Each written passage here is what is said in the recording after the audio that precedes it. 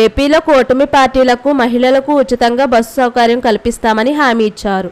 అధికారంలోనికి రాగానే free bus సౌకర్యం ఇస్తామని CM Chandrababu, deputy CM Pawan Kalyan ఎన్నికల సభలో ప్రకటించారు. అధికారంలోనికి వచ్చాక ఎన్నికల హామీలను ఒక్కొక్కటిగా అమలు చేస్తుండగా ఫ్రీ బస్సుపై ఎటూ తేల్చడం లేదు. రవాణా శాఖపై రివ్యూ సమయంలో ఫ్రీ బస్ స్కీమ్పై నిర్ణయం తీసుకుని ఆగస్టు 15 నుండి అన్నా క్యాంటీన్లతో పాటే అమలు చేస్తారని అంతా భావించారు. కానీ వాయిదా పడింది.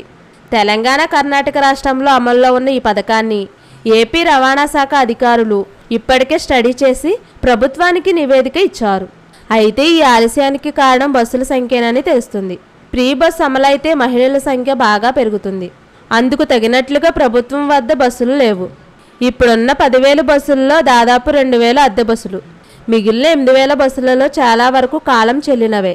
వాటి స్థానంలో గత సర్కారు ఎప్పుడూ కొత్తవి కొనలేదు. దీంతో కొత్తవి కొంటే గానీ ఆర్టీసీ గాడికి పడని పరిస్థితి నెలకొంది.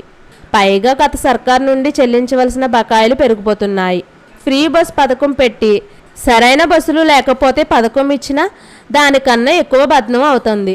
కొత్త బస్సులు వచ్చాక లేదా అద్దె బస్సుల సంఖ్య పెంచాక పథకం అమలు చేయాలని గతంలో నిర్ణయం తీసుకున్నారు. తాజాగా రవాణా శాఖతో సీఎం చంద్రబాబు మరోసారి భేటీ కాబోతున్నారు. ఈ భేటీలో ఫ్రీ బస్ ఎప్పటి నుండి అనేది స్పష్టత వచ్చే అవకాశం ఉంది. ప్రతి నెల ఈ పథకానికి ప్రభుత్వం నుండి ఆర్టీసీ కనీసం 300 కోట్లు ఇవ్వాల్సి వస్తుందని ఓ అంచనా.